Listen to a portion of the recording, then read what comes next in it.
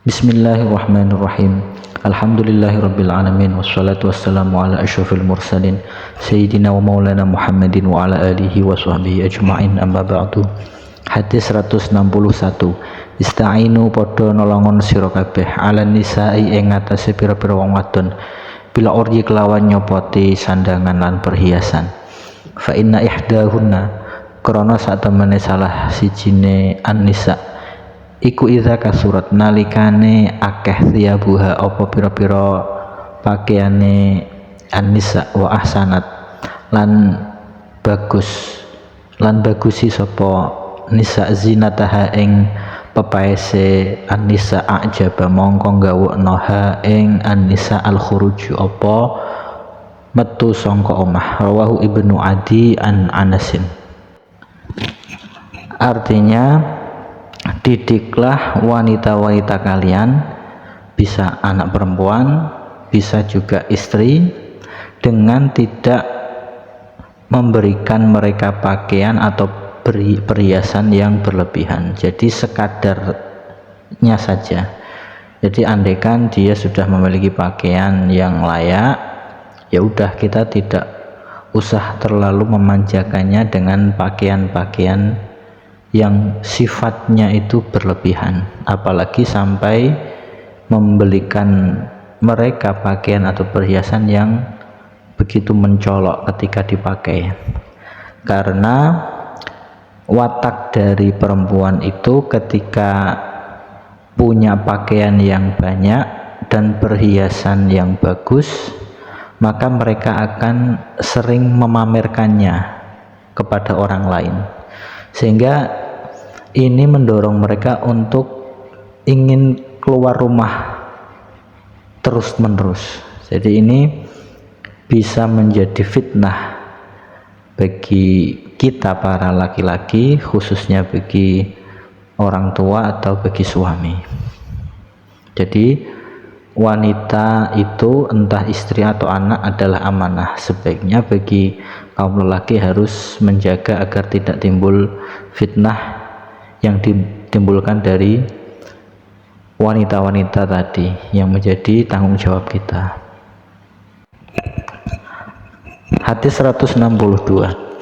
Istaqimu padha amrih istiqomah sapa sira kabeh wa ni'malan iku sak bagus-baguse perkara anistaqomtum utawi arep yen to gawe istiqomah sira kabeh. Wa ni'ma ini aslinya nikma ma. Jadi nikma disambung dengan ma, kemudian diidghamkan dan ditasydidkan menjadilah ni'mah. Anistaqomtum ini adalah an masdariyah, kemudian takwilannya ni'ma syai'in istiqomatukum wa khairu a'malikum lan utawi luweh bagus-baguse pira-pira ngamal sira kabeh as-sholatu iku salat. Wala yuhafidzolan ora bakal bisa ngreksa alal wudu'i ing atase wudu illa kullu mukminin kejaba saben-saben wong mukmin kang sejati. Rawahu Ibnu Majah an Abi Umamah. Artinya, beristiqomahlah kalian semua, karena sebaik-baik pekerjaan, sebaik-baik ibadah itu manakala dilakukan dengan istiqomah atau terus menerus. Istiqomah ini adalah suatu pekerjaan yang sangat berat dilakukan. Oleh karena itu, fadilahnya pun juga sangat besar. Dikatakan dalam sebuah kaidah fikih yang dinukil dari hadis Nabi, dikatakan idza maridul abdu aw safara kutiba lahu misla ma kana alaihi muqiman aw sahihan, kurang lebih seperti itu, yang artinya seseorang ketika tidak dalam perjalanan atau bepergian dan dia dalam keadaan sehat, selalu melakukan rutinitas ibadah yang terus dia kerjakan, seperti sholat duha, setiap harinya sholat duha terus, setiap maghrib wiridan terus, setiap ba'da subuh selalu wiridan. Suatu ketika orang tersebut berhalangan sehingga rutinitas yang selalu dia kerjakan itu ditinggal karena ada uzur syar'i. Maka bagi dirinya orang tersebut yang tidak melakukan aktivitasnya itu tetap dihitung berpahala karena adanya uzur syar'i, meskipun tidak dilakukan karena pada hari-hari biasanya dia tetap melakukan, cuma pada waktu itu dia tidak bisa melakukannya karena ada uzur syar'i seperti sedang sakit atau berpergian, atau bagi wanita ada yang berhalangan menstruasi semisal. Nah, itulah keutamaan ketika orang beristiqomah. Lanjutannya hadis ini artinya wala yuhafidzu 'alal wudu illa kullu mu'minin. Sifat orang mukmin yang sejati itu adalah mukmin yang selalu melanggengkan wudunya. Jadi seseorang berwudu tidak harus menunggu untuk melakukan sholat saja, tapi entah itu di luar sholat, mau zikir berwudu, mau belajar berwudu, mau tidur wudu terlebih dahulu. Jadi ketika batal dia wudu, batal wudu, itu adalah ciri khas orang mukmin yang sejati, karena sulit dilakukan hal semacam ini. Hadis 163, istakthir, podo ngakeh-ngakehno sapa sira minan nasi, jaluk sangking menuso, min doa il khairi sangking donga kebagusan, laka manfaat maring sira. Fa inal abda, karena sak temene kawula laya dari iku ora ngerti sapa abad ala lisani man ing ngatasé lisane wong yustajabu kang disebadani apa doa lahu keduwe man au yurham utawa diwelasi sapa man. Rawahu al-Khatib an Abi Hurairah. Arti hadis ini kita disuruh untuk meminta doa kebaikan untuk diri kita kepada setiap orang, entah itu anak kecil, orang tua, orang soleh, bahkan orang fasik pun.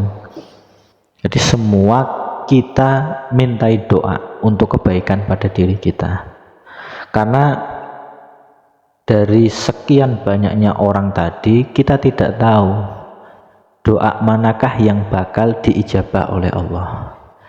Bisa saja doanya orang yang fasik itu yang justru diijabah oleh Allah, karena waktu kita minta doa kepada dia, dia ikhlas mendoakan. Bisa saja ketika kita minta doa kepada orang soleh, tapi karena kurang ikhlas, jadi doanya tidak diijabah oleh Allah. Hadis 164, istaksiru podo ngekeh-ngekeh nasira kabeh min qauli la haula wala quwata illa billah, saking ngucap kalimat la haula wala quwata illa billah. Fa innaha qaul satamne kalimat la haula wala quwata illa billah tadfa'u iku bisa nolak apa kalimat tis'atan ing 9 wa tis'ina lan 90 baban apane lawang minad duri saking kealanan. Adnaha utawi luweh cendek-cendeke tis'atan wa tis'ina alhamu iku kesusahan. Rawahu al-Uqaili an Jabir. Hadis ini menerangkan tentang fadilah memperbanyak membaca kalimat la haula wala quwata illa billahil aliyil azim. Disebutkan dalam hadis ini barang siapa yang memperbanyak membaca kalimat tersebut maka akan dihindarkan dari 99 jenis kesusahan atau kemudaratan. Kemudaratan yang paling ringan yaitu kesusahan, jadi minimal kesusahannya itu dihilangkan oleh Allah. Jadi hadis yang menerangkan tentang fadilah membaca kalimat la haula wala quwata illa billah ini sangat banyak sekali. Ada riwayat lagi yang mengatakan yang memperbanyak membaca kalimat ini akan dihapuskan 99 macam penyakit dalam dirinya. Bahkan menurut Imam Makhul, beliau berkata, barang siapa yang membaca kalimat ini maka akan dihilangkan 70 jenis macam kemudorotan yang paling ringan, minimal kefakiran dalam dirinya akan hilang. Jadi insya Allah dia menjadi orang yang kaya. Bahkan ada riwayat lagi yang diceritakan oleh Salim bin Auf bin Malik al-Asy'ai, suatu ketika beliau disandra oleh musuhnya. Kemudian bapaknya Salim ini curhat kepada Kanjeng Nabi, ya Rasul, anakku disandra oleh sekawanan penjahat. Kemudian Nabi Muhammad memberikan ijazah, ittaqillah wa aksir qaulala haula wala quwata illa billah, bertakwalah engkau dan perbanyaklah membaca la haula wala quwata illa billah. Kemudian apa yang terjadi? Tak lama kemudian bapaknya pulang di rumahnya, kemudian ada orang dari luar rumahnya mengetuk pintu. Ternyata setelah pintu dibuka, yaitu anaknya tadi yang disandra, itu Salim tadi. Tidak hanya anaknya saja yang datang, tapi anaknya tadi membawa 100 ekor unta. Karena apa? Dia kemudian terbebas dari sandraan penjahat tadi, sedangkan penjahat tadi sudah merampas 100 ekor unta milik orang-orang, tapi dia lupa membawanya pergi. Kemudian ditemulah oleh Salim tadi. Maka kejadian itu bebarengan dengan turunnya ayat wa may yattaqillah yaj'al lahu makhraja. Barang siapa yang bertakwa kepada Allah akan memberikan dia jalan keluar. Hadis 165, istausu podo masiyati sapa sira kabeh bin nisa iklawan pira-pira wong wadon khairan ing kebagusan. Fa innal mar'ata krana satamene wadon khuliqat iku diciptakno sapa mar'ah, diciptakno min dilain saking tulang rusuk akwaja kang bengkok apa dila. Wa inna akwaja syai'in lan satemene luweh bengkong-bengkonge suwiji-wiji fidilai ing dalem balung iku a'lahu iku kang luweh dhuwur-dhuwure adila. Fa in zahabta mongko lamun nglakoni sapa sira utawa ngencengi sapa sira tukimu mongko nglurusna sapa sira hu ing dila kasarta mongko mecah sapa sira hu ing adila. Wa in tarakta lan lamun ninggal sapa sira hu ing adila lam yazal mongko ora kingsir-kingsir apa dila akwaja iku bengkong. Fastausu mongko padha masiyati sapa sira kabeh binisa iklawan pira-pira wadon khairan ing kebagusan. Rawahu asy-Syaikhani an Abi Hurairah. Jadi ini adalah tips dari Kanjeng Nabi agar kita sebagai laki-laki bisa menasihati para wanita. Di wanita itu harus tetap dinasihati, jangan sampai dibiarkan begitu saja. Bagaimana cara menasihatinya? Cara menasihati wanita itu harus dengan baik, dengan tutur kata yang lembut, tidak menyinggung perasaannya, tidak dengan emosi, ya dengan cara yang baik. Karena wanita itu asal muasalnya diciptakan dari tulang rusuk yang paling atas, dan itu adalah tulang rusuk yang paling tidak kuat, paling rawan untuk patah. Sehingga tulang rusuk ini karena dia materinya adalah tulang yang bengkok, jadi kita harus berhati-hati. Kalau kita paksakan untuk lurus ya bisa, tapi apa yang terjadi? Akibatnya akan patah karena memaksa tulang yang bengkok ini untuk bisa menjadi lurus, maka akan patah. Tapi kalau tulang rusuk ini kita tidak luruskan, kita tidak pernah menasihatinya, kita biarkan bengkok seperti itu, ya maka selama-lamanya akan tetap bengkok, tidak akan pernah lurus. Nah, wanita pun juga sama seperti itu. Kalau kita ingin menasihati dengan cara yang baik, dengan tutur kata yang halus, tidak menyinggung perasaannya, jadi pelan-pelan, sedikit-sedikit. Tapi kalau kita paksakan, kita paksa wanita untuk seperti ini, kita keras ketika menasihatinya, maka akan cepat patah, tulangnya cepat patah. 166. Asri'u podo nyepetno sapa sira kabeh bil janazati kelawan ngurus jenazah. Fa in takum mongko lamun ana apa jenazah sholihatan iku bagus, wa khairun ai falah khairun, mongko iku tetep kedue jenazah khairun tawi kebagusan. Tuqaddimuna podo disina sapa sira kabeh ing jenazah ilahi maring khair. Wa in takulan lamun ana apa jenazah siwa zalika iku saliyane mengkono-mengkono khair, fasyarun mongko ai falaha syarun mongko itu kedua jenazah syarun utawi keolonan. Tauduuna padha nyelehna sapa sira kabeh ing jenazah sing elek mau andri kopikum saking pira-pira gulu sira kabeh. Rawahu asy-syaikhan an Abi Hurairah. Jadi makna hadis ini secara umum, kita diperintahkan ketika mengurus jenazah itu disuruh untuk cepat-cepatan atau untuk segera menuntaskan prosesi pemakaman. Cuma jenazah ini kan ada dua kategori, ada yang dari orang yang soleh, ada yang orang yang tidak soleh.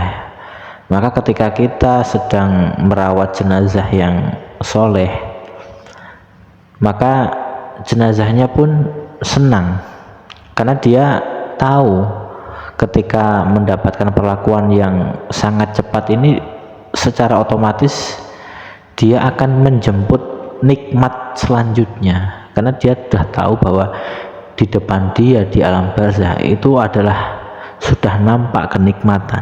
Jadi dia kepingin segera sampai. Akan tetapi ketika jenazahnya ini adalah bukan orang soleh, maka sampai jenazah ini sudah dikeranda dan dibopong di atas pundak-pundak orang, maka itu tetap keburukan bagi jenazah tersebut. Maknanya apa? Karena dia tahu bahwa dia akan menghadapi siksa, karena di depan mata dia sudah nampak siksa di alam barzah. Hadis 167. Ismullahi utawi asmane Allah allazi al-a'zam kang agung, allazi idza du'iya kang nalikane digawe donga bihi kelawan ismullah aja pemongko nyembadani sinten Allah, wa idza su'ilalan nalikane dijalui suwun bihi kelawan ismullah atau mongko paring sinten Allah. Rupane napa? Dakwatu Yunusa, rupane dongane Nabi Yunus ibni Matta kang dadi putrane Matta. Rawahu Ibnu Jarir an Sa'ad. Jadi arti hadis ini, asma Allah itu ketika digunakan untuk berdoa, maka doanya akan diijabah oleh Allah. Ketika digunakan untuk meminta, maka Allah akan kasih. Yaitu apa?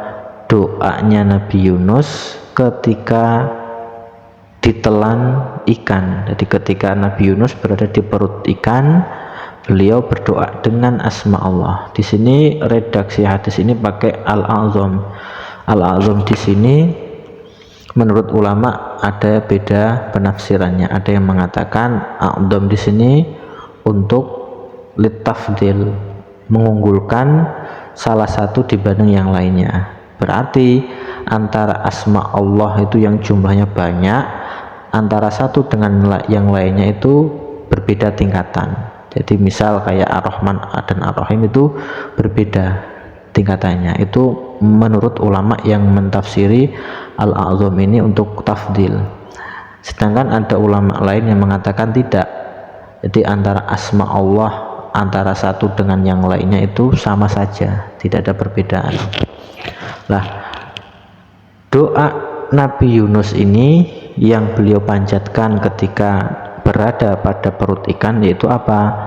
La ilaha illa anta subhanaka inni kuntu minaz zalimin. Itu adalah doa Nabi Yunus yang selalu beliau panjatkan ketika berada di perut ikan, sehingga apa?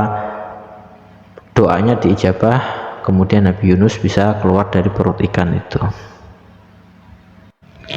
168 Isma'u padha ngrungokno sira kabeh, wati ulan padha taat sira kabeh, wa inistu milalan lamun didadekno pimpinan alaikum ing atas sira kabeh abdun sapa kawula habasyun kang bangsa habasyi ka'anna ra'sahu kaya-kaya sak temene sirahe abad zabibatun iku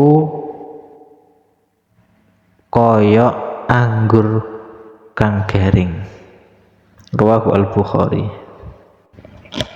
Hadis ini menjelaskan kewajiban kita taat kepada ulil amri atau pemerintah atau pemimpin.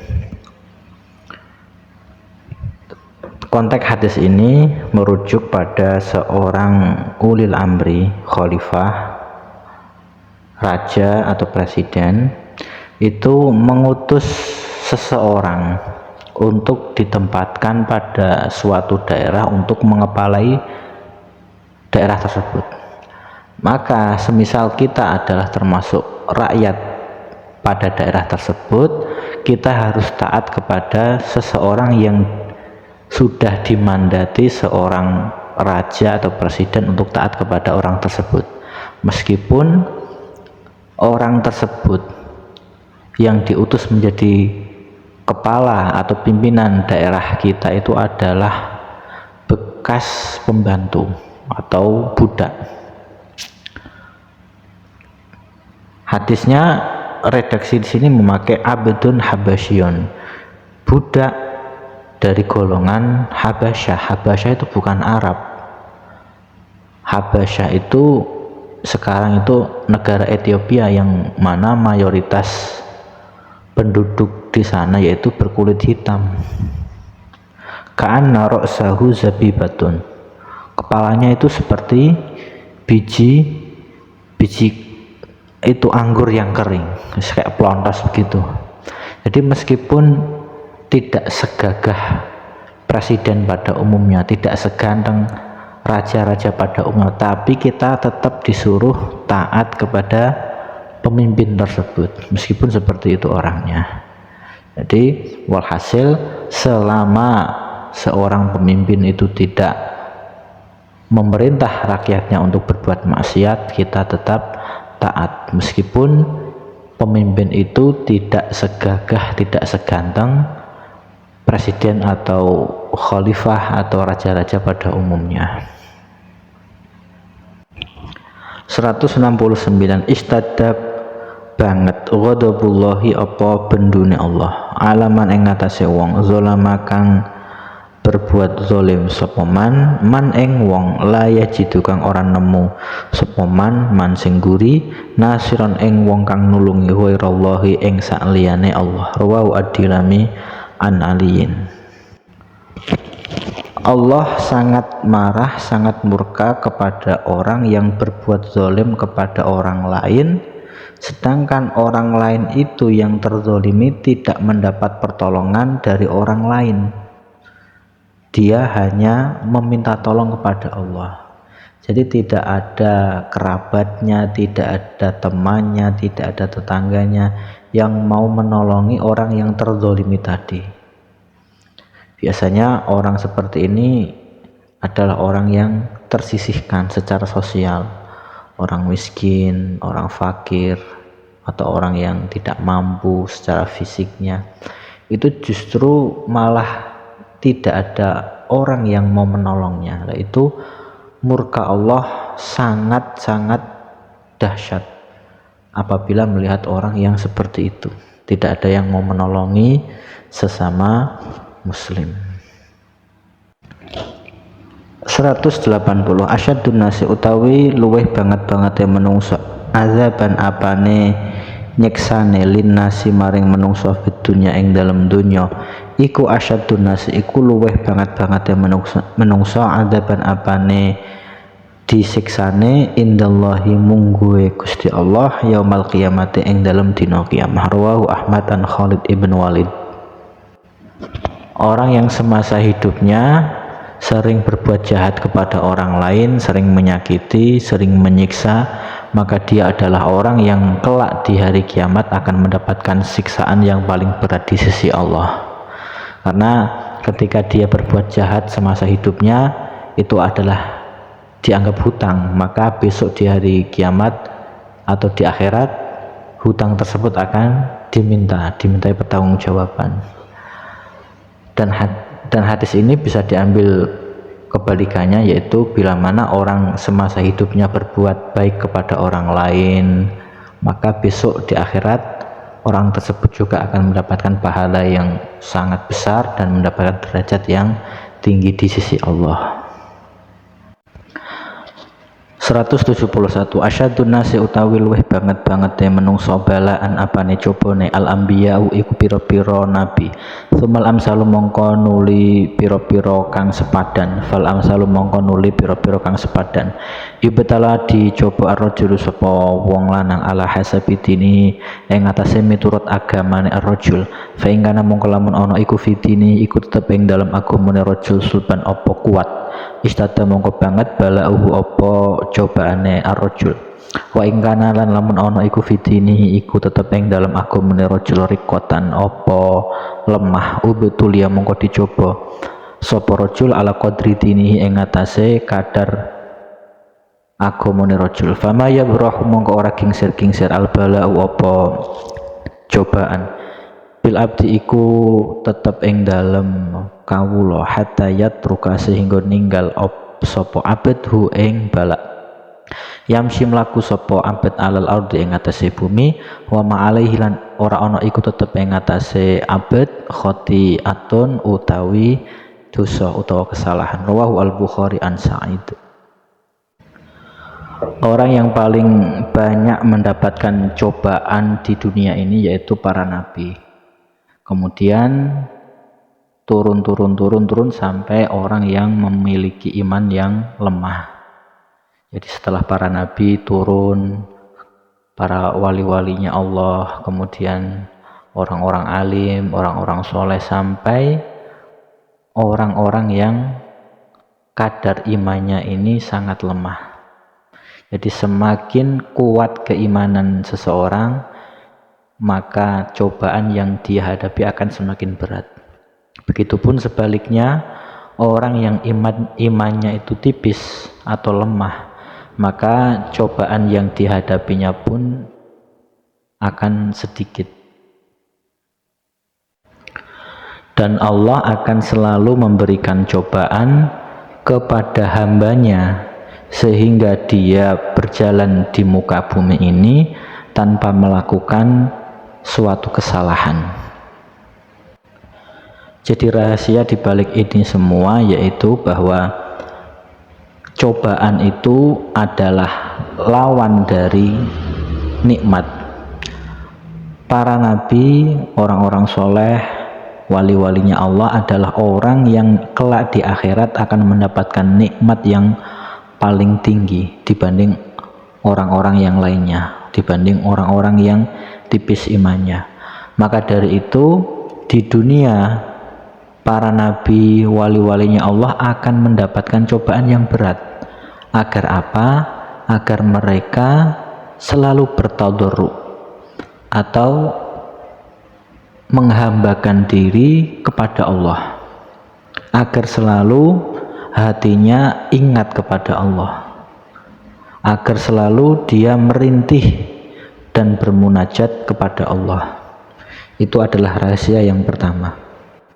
Kemudian rahasia yang kedua atau hikmah yang kedua di balik ini semua yaitu bahwa para nabi, wali-walinya Allah, mereka adalah orang-orang pilihan atau orang-orang yang dikhususkan oleh Allah untuk menyempurnakan sifat sabar mereka. Karena tidak mungkin seorang nabi, seorang wali itu sabarnya itu tipis. Maka dari itu ketika ujian menimpa mereka, otomatis ketika mereka bisa menghadapi itu semua, pasti derajat mereka di sisi Allah akan semakin tinggi, sehingga mereka ketika menjadi nabi, menjadi wali itu sangatlah sempurna di hadapan orang-orang biasa. Dan pada hadis ini juga dikuatkan oleh hadis sebelumnya yang mana maknanya kurang lebih ketika Allah mencintai seorang hamba, maka Allah akan memberikan dia cobaan agar supaya seseorang yang diberikan cobaan ini bertadarruk kepada Allah, sehingga orang ini semakin dekat dengan Allah, semakin mendekatkan dirinya kepada Allah.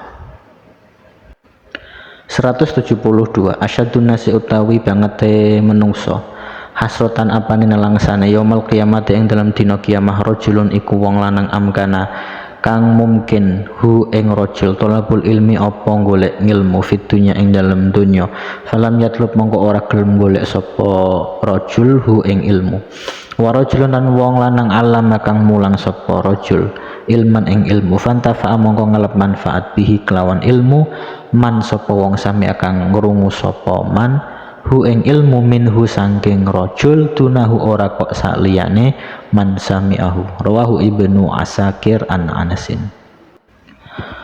Orang yang paling menyesal besok di hari kiamat yaitu ada dua orang. Yang pertama, orang yang diberi kesempatan bisa mencari ilmu ketika di dunia, tapi dia tidak mau mencari ilmu. Jadi dia serba terfasilitasi, waktu ada, uang ada, sekolahan sudah ada, tapi dia tidak mau untuk mencari ilmu. Nah, itu yang pertama. Kemudian yang kedua yaitu orang yang mengajarkan sebuah ilmu kepada seseorang, kemudian orang yang mendengarkan ilmu tadi malah justru mengamalkan apa yang disampaikan orang tersebut, tetapi orang yang menyampaikan ilmu itu sendiri tidak mau mengamalkannya. Nah, ini yang salah. Jadi ada ustadz atau ada penceramah, dia berbagi ilmu kepada seseorang, tetapi justru yang bisa mengamalkan itu adalah orang yang mendengar ceramahnya. Dia sendiri justru malah tidak mengamalkannya. Itu adalah dua orang yang besok di hari kiamat akan menyesal.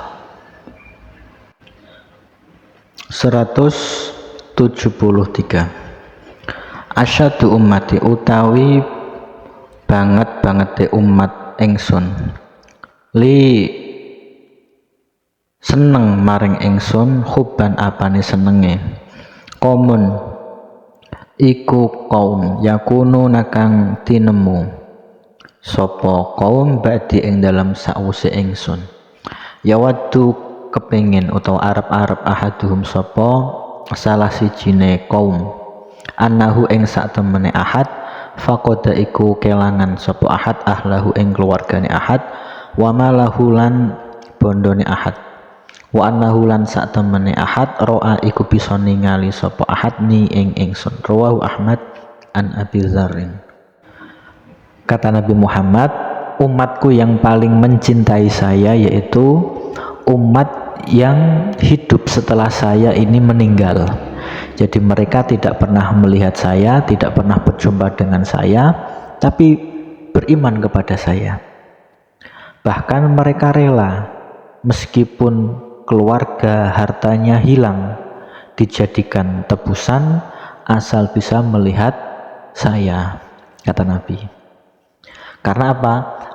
Mereka sangat merindukan, ingin bertemu dengan kekasihnya yaitu Nabi Muhammad SAW. Hadis ini juga dikuatkan oleh sabda Nabi Muhammad yang lainnya yang berbunyi, la yu'minu ahadukum hatta akuna ahabba ilaihi mimalihi wa waladihi wan nasi ajmain. Kurang lebih yang artinya tidak sempurna iman seseorang apabila rasa cinta kepada saya ini tidak lebih daripada cinta terhadap keluarganya, hartanya, anak-anaknya, dan seluruh harta benda yang dia miliki.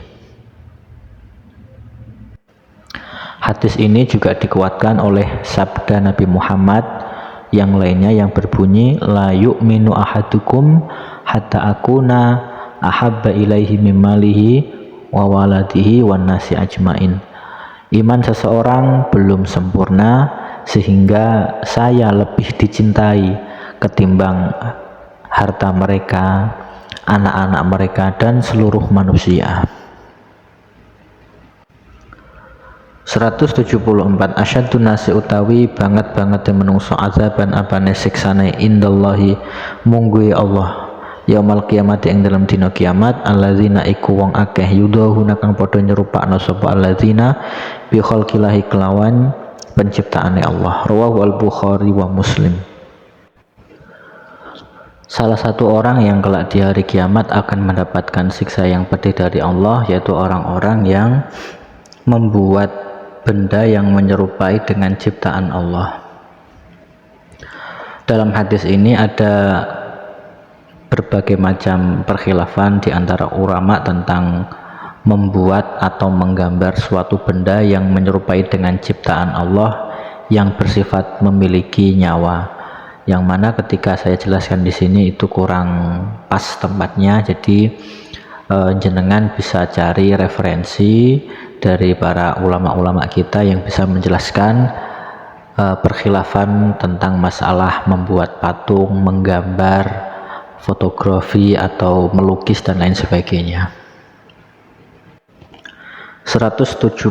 Aslihu padha gawe bagus sira kabeh dunyakum ing perkara donya sira kabeh, wa malulan padha ngamal sira kabeh li akhiratikum kanggo akhirat sira kabeh, kaanakum kaya-kaya satemene sira kabeh tamutuna iku bakal mati sapa sira kabeh wadan ing dalam dina sesuk.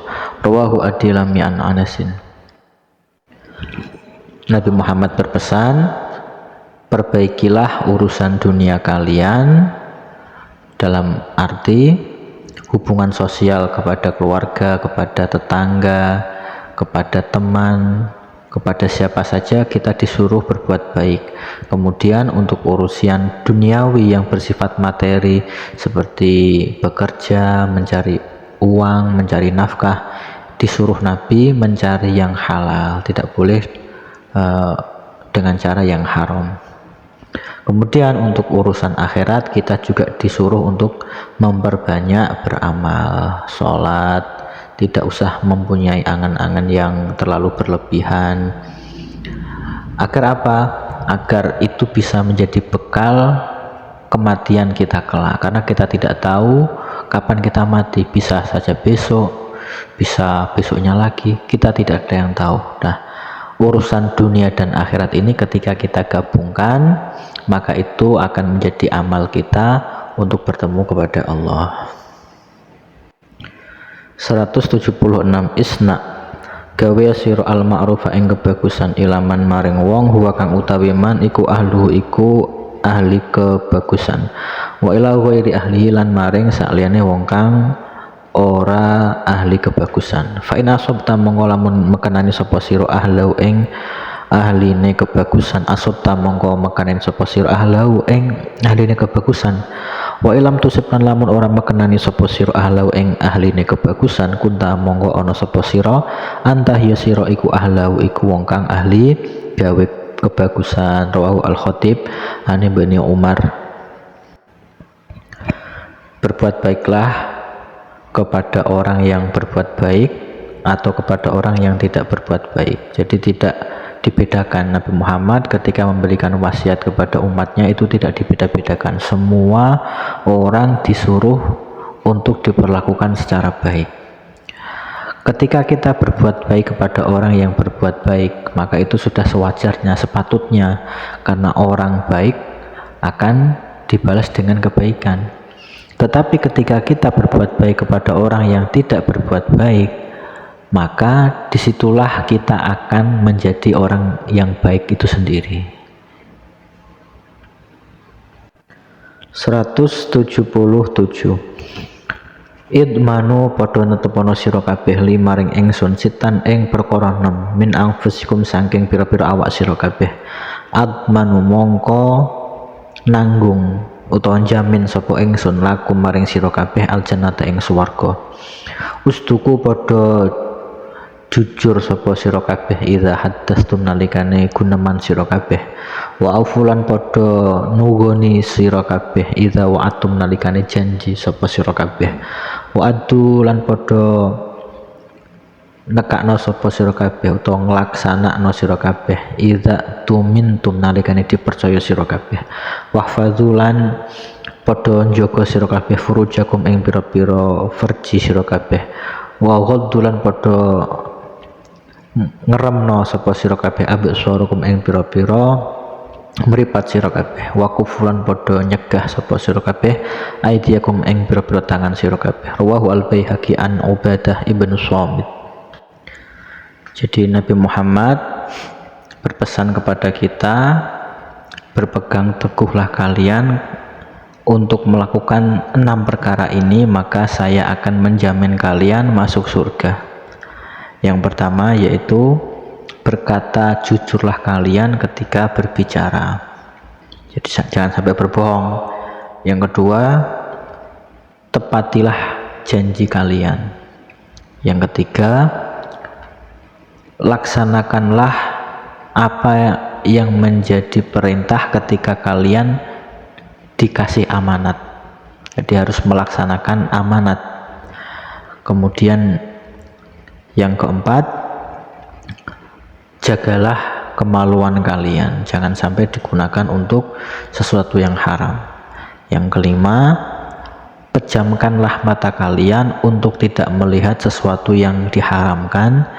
Yang terakhir, yang nomor 6, yaitu jangan sampai kita gunakan tangan-tangan kita untuk melakukan hal-hal yang diharamkan oleh Allah, untuk memukul orang yang tidak bersalah, untuk melakukan kemaksiatan, mencuri atau menjahili seseorang. Nah, itu semua apabila 6 hal ini kita bisa lakukan, maka akan dijamin oleh Nabi Muhammad masuk surga. 178. Itolaktu diketokno sapa ingsun alal jannati ing atase swarga. Fawajatu mongko nemu sapa ingsun aksaru ahliya ing akeh-akeh penduduke swarga al fuqara ing pira-pira wong fakir. Wa tolaktu lan diketokno sapa ingsun alan nari ing atase neraka. Fawajatu mongko nemu sapa ingsun aksaru ahliha ing akeh-akeh penduduke neraka anisa iku pira-pira wong wadon. Rawahu al-Bukhari. Hadis ini maknanya sudah maklum. Ada riwayat yang mengatakan bahwa ini adalah ketika Nabi sedang Mi'raj, ada yang mengatakan Nabi Muhammad mimpi. Ketika Nabi Mi'raj, Nabi itu diperlihatkan oleh Allah, dibukakan mata zahirnya untuk bisa melihat surga. Kemudian Nabi melihat bahwa kebanyakan penduduk surga ini adalah golongan orang-orang fakir. Kemudian setelah itu Nabi diperlihatkan ke arah neraka. Nabi Muhammad melihat bahwa kebanyakan penduduk neraka yaitu perempuan. 179. Atib bagusono sapa sira al kalama ing guneman wa afshilan padha nyebar sapa sira assalama ing keselamatan wasilan nyambung sapa sira al arham ing pira-pira sanak family, wasolilan salatu sira bilaili ing dalem wengi, wanasu hale utahe menungso niyamun iku padha turu, sumadkhul mongko nuli mlebu sapa sira al jannata ing swarga bisalamin kelawan keselamatan. Rahu Ibnu Hibban an Abi Hurairah.